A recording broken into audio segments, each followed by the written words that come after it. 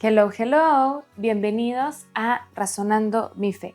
Yo soy Liz Franco y hoy vamos a platicar acerca de uno de los personajes más famosos de todo el Antiguo Testamento. Fuera de la Sagrada Familia, o sea, si no es Jesús, si no es María, si no es José, ¿de quién crees que estamos hablando? De Pedro, el buen Pedro. ¿Quién fue él? Lo conocemos como el apóstol, el que tiene las llaves del cielo, pero quisiera que platicáramos un poquito acerca de su vida y meditar algunos textos del Evangelio que hablan de él o en los que él participó para saber cómo era y qué podemos aprender del apóstol, porque obvio podemos aprender muchísimo. Para empezar, él era un pescador, vivía en Cafarnaúm, era la ciudad más importante, tampoco te imagines acá una metrópoli muy cañona, de Galilea. ¿Por qué? Porque estaba muy cerca del mar de Galilea o el lago de Tiberíades, que es lo mismo, y había muchísimo comercio. Había quienes pescaban, vendían sus pescados y entonces ahí, pues digamos que era el punto de reunión de toda la región de Galilea. Sabemos que estaba casado. Era una persona sencilla. No te imagines acá las grandes riquezas, ni muchísimo menos. Era sencillo, era muy chambeador, astuto, le giraba bastante bien, pero muy impulsivo. De esas personas que primero hablan y luego piensan, primero actúan y luego reflexionan si era lo mejor. Sumamente tempestivo, mecha corta, brincaba, era así. Y muy dispuesto a todo. Es el típico que busca voluntarios, yo. Ese era Pedro. Antes de conocer a Jesús, fue discípulo de Juan Bautista. Recordemos que Juan Bautista señala a Jesús y él también tenía su club de fans. Y muy bien, palomita para San Juan Bautista, va a dirigir a sus apóstoles, a sus discípulos, que vayan con Jesús, porque todos sabemos que Jesús es el chido. Vamos a leer cómo estuvo este primer encuentro en el evangelista Juan. Andrés, hermano de Simón Pedro, era uno de los dos que habían oído a Juan Bautista y habían seguido a Jesús. Andrés encuentra primero a su propio hermano, Simón, y le dice: hemos encontrado al Mesías. Andrés va y le dice a Pedro: oye, ya encontramos a aquel del que Juan nos está hablando, así que dejemos de buscar, este es el chido. Jesús ya predicaba, pues sí, no quisiera decir que tenía su club de fans, pero poquito sí. Como buen judío, iba a la sinagoga y en la sinagoga se leían los rollos y pues Jesús los leía y los comentaba. Entonces había gente que ya decía: no manches, es que él sí le sabe, habla con autoridad, me gusta, quiero aprender más de él. Y empiezan Andrés y Pedro a estar dentro de esta gente, a escucharlo. Ahora vamos a ver la versión de Lucas. Estando Jesús a la orilla del lago de Genesaret, que es el mismo del mar de Galilea, el de Tiberíades, todos son lo mismo, la gente se agolpaba a su alrededor para oír la palabra de Dios. En esto vio dos barcas que estaban a la orilla del lago. Los pescadores habían bajado de ellas y estaban lavando las redes. Subió entonces a una de las barcas, que era de Simón, y le rogó que se alejara un poco de tierra. Se sentó y empezó a enseñar desde la barca a la muchedumbre. Cuando acabó de hablar, dijo a Simón: boga mar adentro y echa tus redes para pescar.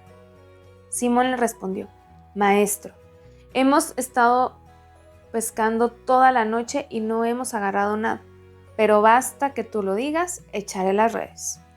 Así lo hicieron y pescaron tal cantidad de peces que las redes amenazaban con romperse. Entonces llamaron por señas a los compañeros de la otra barca para que vinieran en su ayuda.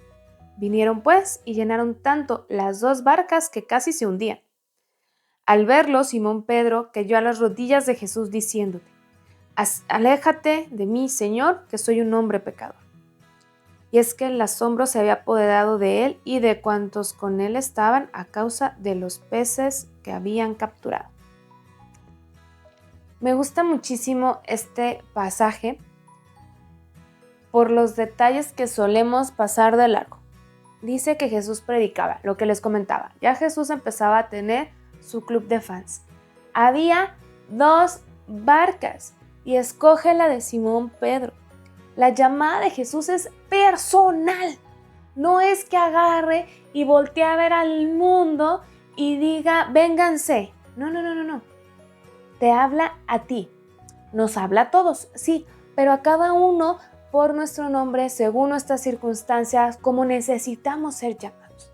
Le dice a Simón, préstame, hazme paro, necesito tu barca. Se aleja un poquito, digamos que vendrá siendo para que Jesús tuviera un escenario y todos pudieran verlo y oírlo.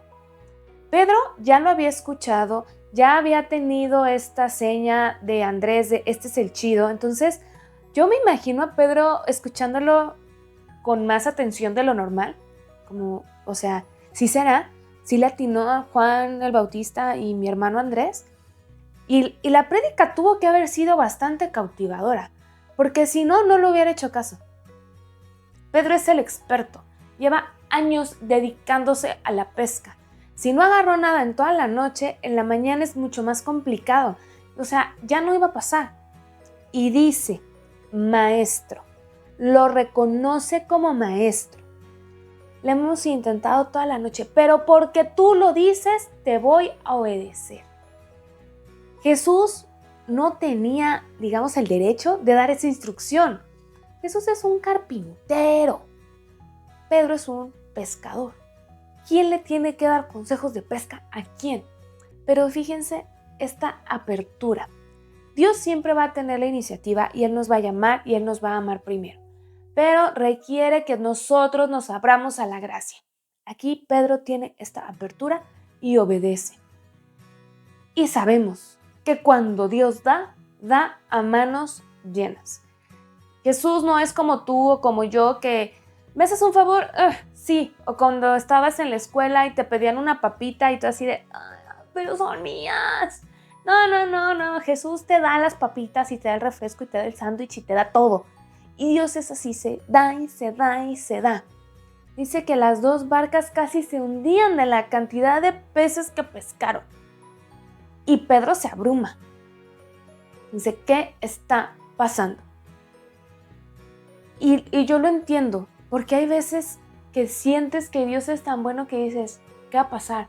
Algo me vas a pedir. Como que nos da miedo tanta generosidad porque algo malo va a pasar para que se equilibre el universo, no sé.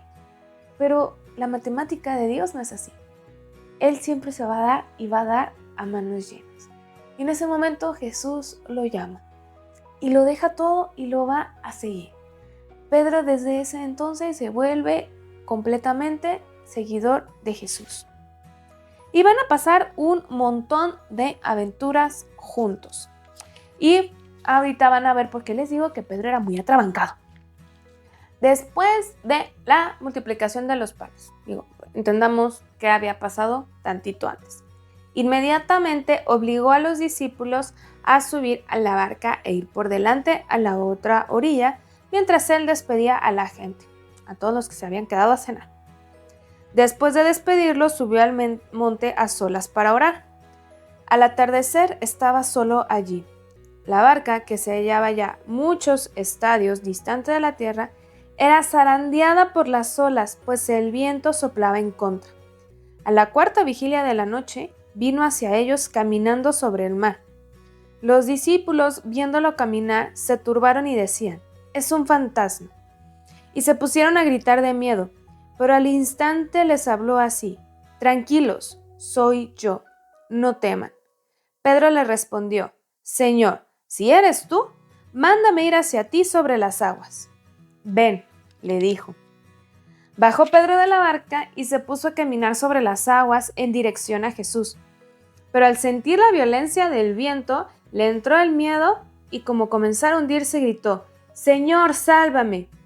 Jesús tendió al punto la mano, lo agarró y le dijo, hombre de poca fe, ¿por qué dudaste? Cuando subieron a la barca, amainó el viento. Amo como no tienen una idea este pasaje. La multiplicación de los panes, todos están con la boca abierta, el ojo cuadrado de lo que acaba de pasar. 5 panes, 2 peces, todos comieron, sobró. No, pues este sí es el chido. Y Jesús, es un viernes cualquiera. Los manda a que se vayan. Los otros seguramente se quedaron, pues te esperamos. No, váyanse, quiero rezar.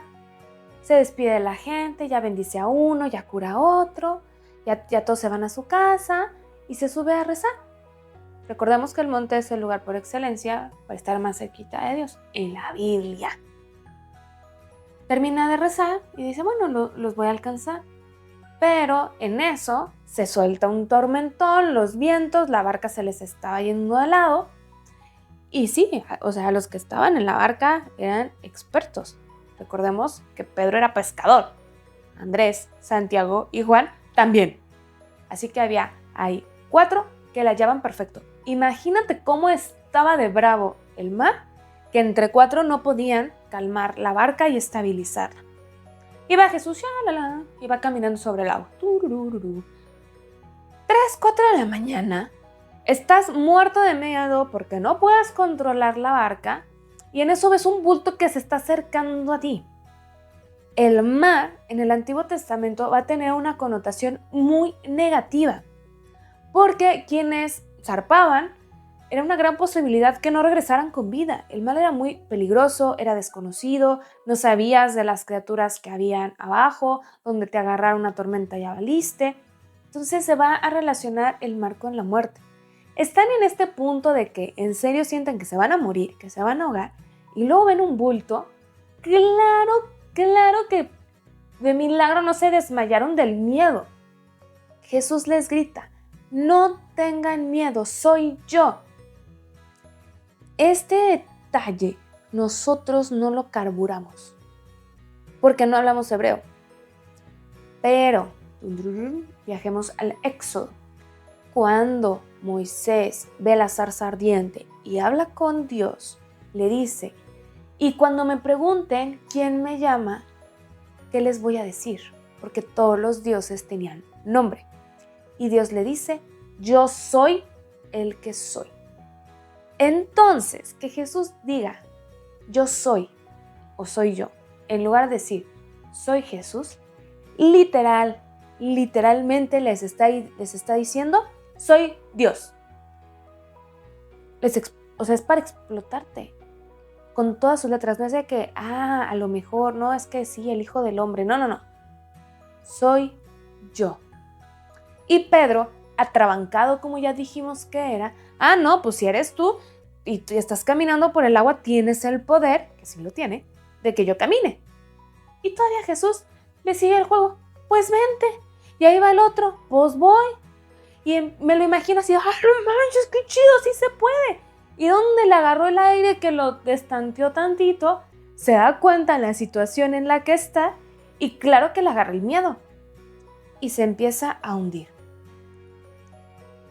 Cuando Dios nos llama, se siente bien bonito en ese retiro, en esa hora santa, las maripositas en el estómago, sí, yo, Dios, para cuando sea, donde sea. Y luego regresas a tu vida, vienen los problemas y entonces empiezas a renegar o estar demasiado ocupado como para hacerle caso a Dios y te empiezas a hundir. El error de Pedro no fue sentir el aire. El error de Pedro fue dejar de concentrarse en Jesús y concentrarse en el aire. ¿Y Jesús lo iba a dejar ahogarse? Claro que no, dice, en ese instante, al momento, le da la mano y lo levanta. Pero como buena mamá mexicana, en lugar de apapacharlo, le mete la nalgada.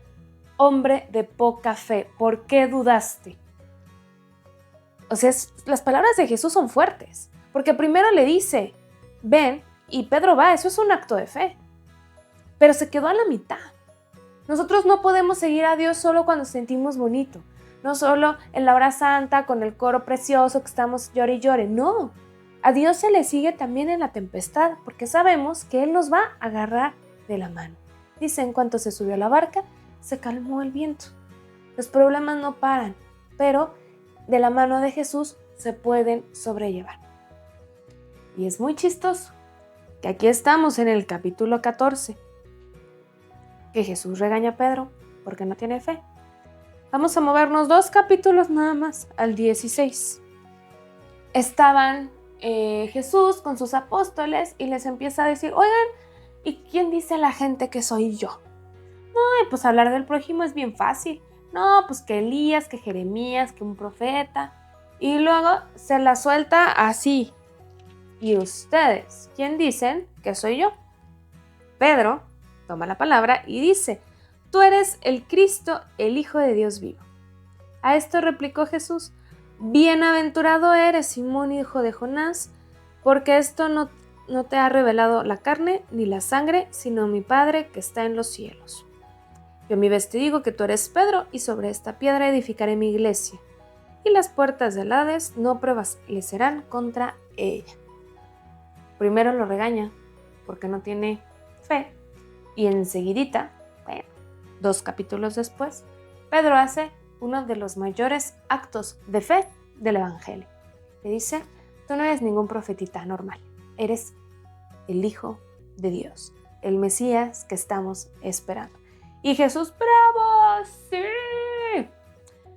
Y si nos seguimos leyendo, dice Jesús, pero es necesario que el Hijo del Hombre padezca y sea entregado a manos de los judíos y muera. Y Pedro, en su impulsivo ser, le dice, no lo voy a permitir. Y Jesús le dice, aléjate de mí, Satanás. Pues, ¿qué estamos jugando? Este es el viaje que todos tenemos. Dios se nos revela y a veces estamos en un lugar súper bonito que somos capaces de reconocerlo, pero a veces nos ciclamos en nuestra idea de cómo deben de ser las cosas y no vemos el plan maravilloso que tiene Dios. Aquí el secreto nos lo dice Jesús. Esto no te lo ha revelado la carne ni la sangre, sino mi Padre. Abrámonos cuando hagamos oración, escuchemos lo que Dios nos quiere decir. Abrámonos al Espíritu Santo para ser como Pedro al principio y no como Pedro al final. Y después, en la pasión. Imagínense la última cena. Está Jesús diciendo, uno de ustedes me va a traicionar, y Pedro dice, por supuesto que yo no. Y todos, no, seré yo, y Pedro así, clarísimo que yo no soy.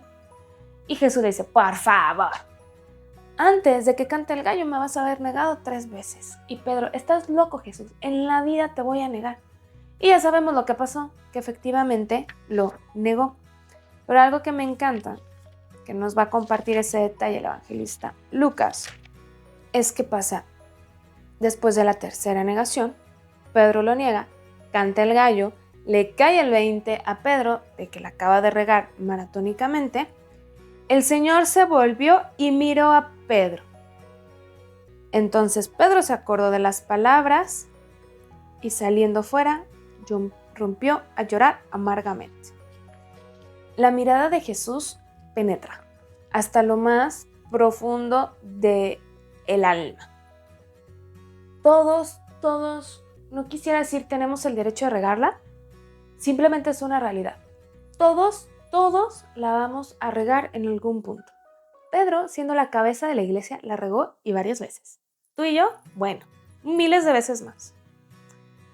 El punto aquí es que Jesús se vuelve y nos mira a los ojos y que nosotros lloremos nuestro pecado y salgamos adelante. Después de esto, Jesús resucita, los apóstoles reciben el Espíritu Santo y Pedro es el primer papa. Va a dirigir a la iglesia, se va a encargar de convocar el concilio de Jerusalén, de poner orden, de predicar, de hacer milagros, de ir a Roma, ser martirizado, platicarles toda su experiencia a Marcos para que se escriba el Evangelio de Marcos. Pedro va a cumplir su misión cabalmente. Tan es así que hasta el día de hoy se le representa con unas llaves en la mano. ¿Por qué? Por lo que Jesús le dijo, tú tienes las llaves de la iglesia. Él sigue siendo nuestra cabeza, el representante de Cristo en la tierra. Así que ya aprendimos un poquito más acerca del apóstol Pedro, quién fue, qué hizo, y démonos cuenta cómo en muchos puntos de nuestra vida, a veces también nosotros somos Pedro. Hasta aquí la vamos a dejar por hoy. Yo soy Liz Franco, estuviste en Razonando mi Fe y recuerda, razona, cree, ama y contempla.